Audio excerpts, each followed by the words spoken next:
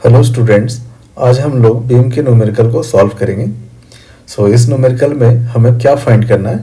Support reactions at A and B. ठीक है, तो इस न्यूमेरिकल को हम लोग 3 स्टेप्स में कंप्लीट करेंगे।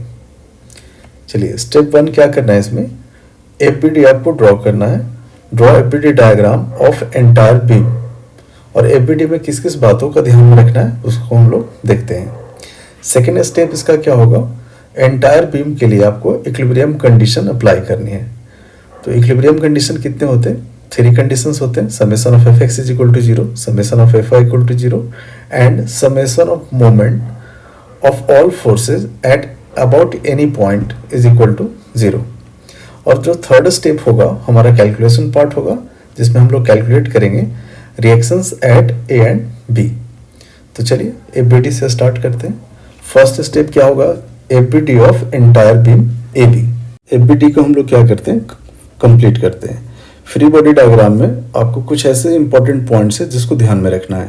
सबसे फर्स्ट पॉइंट क्या है कि फ्री बॉडी डायग्राम में जितने भी लोड होंगे वो पॉइंट लोड में होनी चाहिए। अगर नहीं है तो उसको पॉइंट लोड में कन्वर्ट कीजिए। सेकेंड पॉइंट क्या होगा कि जितने भी पॉइंट लोड्स हैं उसकी direction along X and Y direction में होनी चाहिए। और थर्ड, आपको सपोर्ट को रिमूव करनी है और उसकी जगह पे सपोर्ट रिएक्शंस को शो करना है। तो ये सारे पॉइंट्स को आप माइंड में रखते हुए फ्री बॉडी डायग्राम निकालिए इस बीम का। तो सबसे फर्स्ट क्या करेंगे, हम लोग बीम कंसीडर करेंगे ए बी। ए पॉइंट पे हिंज सपोर्ट है, तो हिंज सपोर्ट को रिमूव कीजिए और इसकी रिएक्शंस को शो कीजिए। हिंज सपोर्ट पे 2 रिएक्शन होते हैं, एक्चुअली रिएक्शंस कंपोनेंट होते हैं 2। तो ये दोनों रिएक्शंस कंपोनेंट को शो कीजिए। एक वर्टिकल डायरेक्शन में होगा, सेकंड हॉरिजॉन्टल डायरेक्शन में, और इसके बीच का एंगल होगा 90 डिग्री।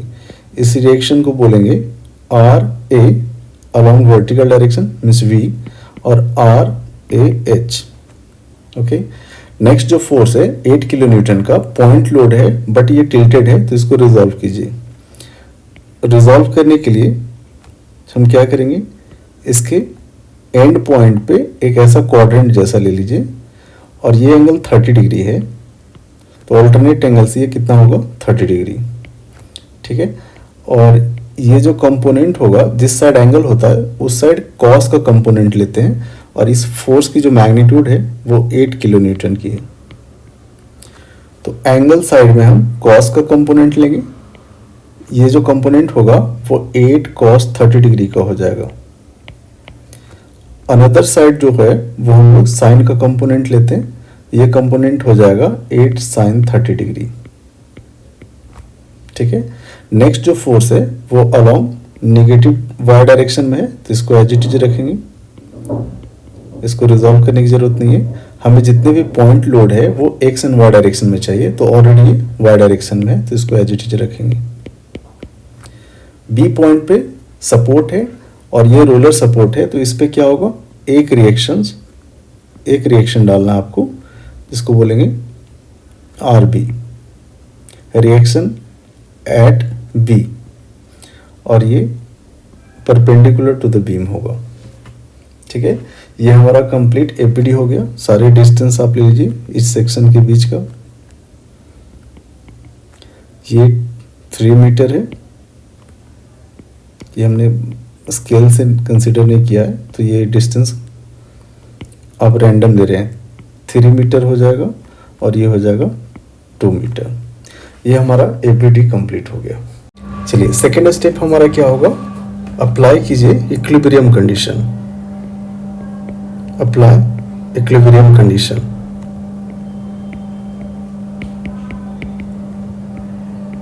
इक्विलिब्रियम कंडीशंस कितने होंगे? 3 होते हैं। फर्स्ट कंडीशन क्या होगा? Summation of F X is equal to 0। इसका मीनिंग होता है summation of all forces along X direction is equal to 0। और इसमें साइन कन्वेंशन कंसिडर करनी होती है, ये आप खुद के चॉइस से आप कर सकते हैं। अगर राइटवर्ड फोर्स होती है जनरली, तो उसको हम क्या लेते हैं? पॉजिटिव, और लेफ्टवर्ड फोर्स को हम कंसिडर करते हैं नेगेटिव। ये साइन कन्वेंशन है, ये हर स्टूडेंट अपने अकॉर्डिंग चूज कर सकते हैं। चलिए, तो इक्वेशन लिखते हैं। देखिए R A H X direction में कितने फोर्सेज हैं फर्स्ट काउंट कर लीजिए। आर ए एच होगा यहाँ पे, और अनदर फोर्स जो है वो 8 cos 30 डिग्री। यहाँ पे देखिए एक है आर ए एच और सेकेंड फोर्सेज है 8 cos 30 डिग्री। ये दोनों का सम क्या होगा, इक्वल टू 0। सो चलिए minus R A H minus 8 cos 30 is equal to 0। ये एक इक्वेशन है और सिंगल अननोन है, तो इसकी वैल्यू फाइंड करेंगे। R A H is equal to क्या हो जाएगा, 8 cos 30 degree with negative sign. इसकी वैल्यू कैलकुलेट कीजिए कैल्सी में। सो आर ए एच की वैल्यू कितनी आ जाएगी, इसकी वैल्यू कैल्सी में पुट कीजिए और कैलकुलेट कीजिए। इसकी वैल्यू आ रही है -6.928 किलो न्यूटन। देखिए जो नेगेटिव साइन है वो क्या रिप्रेजेंट कर रहा है कि आपने जो डायरेक्शन कंसिडर किया था आर ए एच का वो रॉन्ग है। मतलब आपको डायरेक्शन चेंज नहीं करनी है, ये अजम्पशंस रॉन्ग थी, तो आपको एज इट इज लिख देनी है, ठीक है। और अगर इसकी वैल्यू आप पॉजिटिव लिखते हैं, इसकी वैल्यू पॉजिटिव 6.928 किलो न्यूटन लिखते हैं, तो इसकी डायरेक्शन क्या हो जाएगी, टुवर्ड्स राइट, करेक्ट डायरेक्शन ये होगा।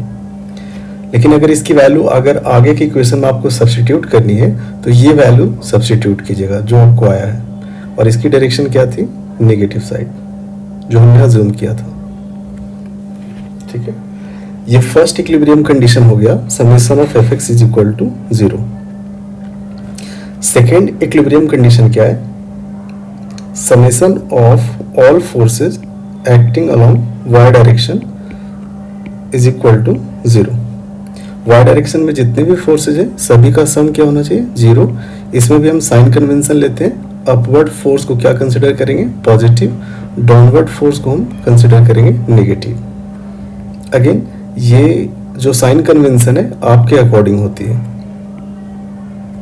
चलिए ये हमने अपवर्ड जाने वाली फोर्सेस को पॉजिटिव कंसिडर करेंगे और डाउनवर्ड नीचे आने वाली फोर्सेस को क्या करेंगे, नेगेटिव कंसिडर करते हैं। सो इसका मीनिंग क्या हो गया, summation of all forces along Y direction is equal to 0। Y direction में कितने फोर्सेज हैं, R A V first force, second force क्या है 8 sin 30 डिग्री, नेक्स्ट फोर्सेज क्या है 4 किलो न्यूटन का, और लास्ट फोर्सेज क्या है आर बी। ये 4 फोर्सेज का सम विद डायरेक्शन क्या लेना है, इज इक्वल टू 0। तो आर ए वी का जो डायरेक्शन है वो अपवर्ड है, तो उसको पॉजिटिव कंसिडर करेंगे। आर ए वी देखिए 8 sin 30 की डायरेक्शन जो क्या है वो क्या है, डाउनवर्ड है, तो 8 sin 30 डिग्री नेगेटिव कंसिडर करेंगे, 30 डिग्री। 4 किलो न्यूटन डाउनवर्ड है, सो -4 किलो न्यूटन, प्लस आरबी की डायरेक्शन क्या है, अपवर्ड है। ये सभी फोर्सेस का सम क्या होगा, 0।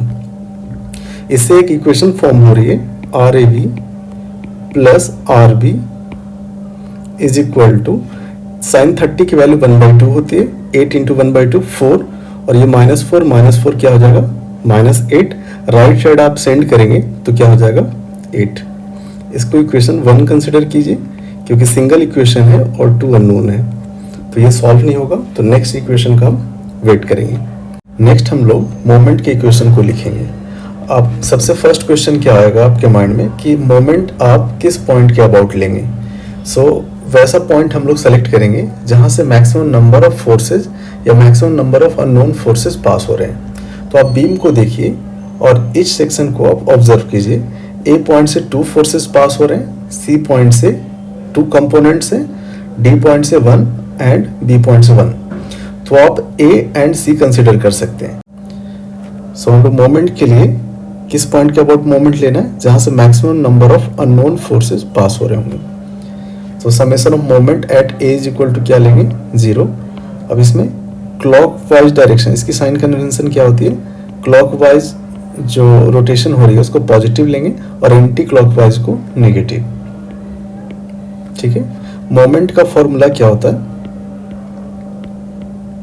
मोमेंट इज इक्वल टू होती है फोर्स इनटू परपेंडिकुलर डिस्टेंस। ये परपेंडिकुलर डिस्टेंस किससे लेते हैं? जिस पॉइंट के अबाउट आप कंसिडर कर रहे हैं, मोमेंट ले रहे हैं, उससे उस फोर्स का परपेंडिकुलर डिस्टेंस। तो चलिए इसकी इक्वेशन को लिखते हैं। Summation of moment about A is equal to क्या होगा? देखिए, ए पॉइंट से पास होने वाले फोर्सेस क्या है? R A V and R A H.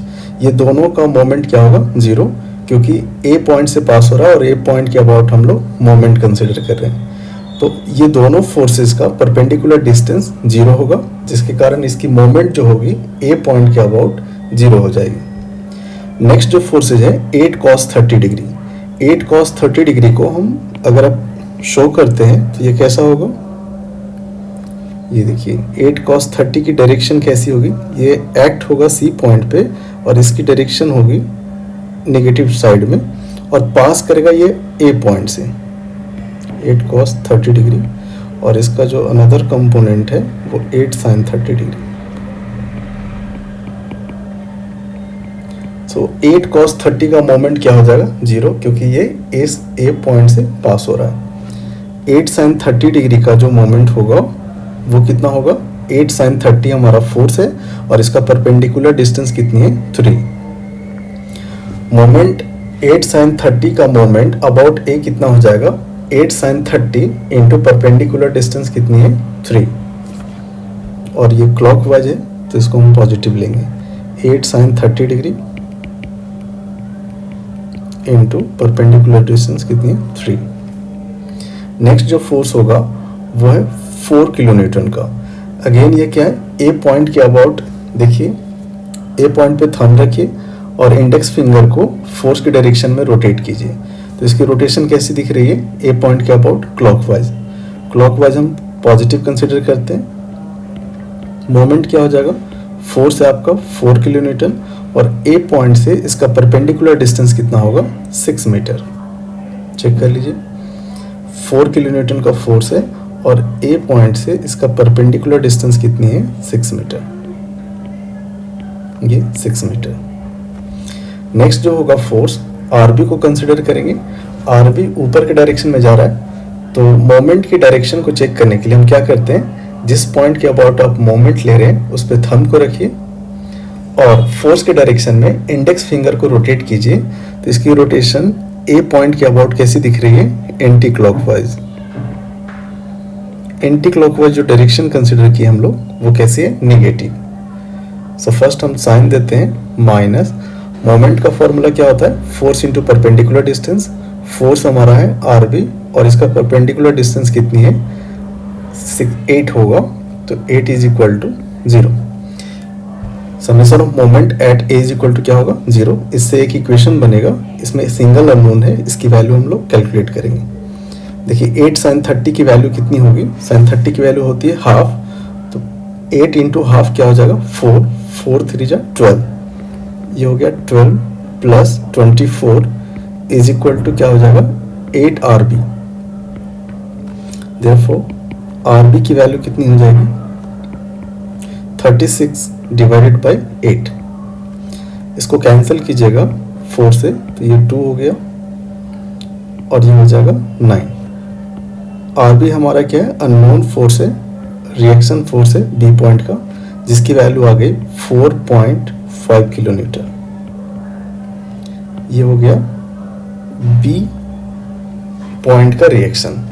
अब देखिए इसकी वैल्यू आ रही है पॉजिटिव, इसका मीनिंग है जो हमने अज्यूम किया था डायरेक्शन वो करेक्ट डायरेक्शन है।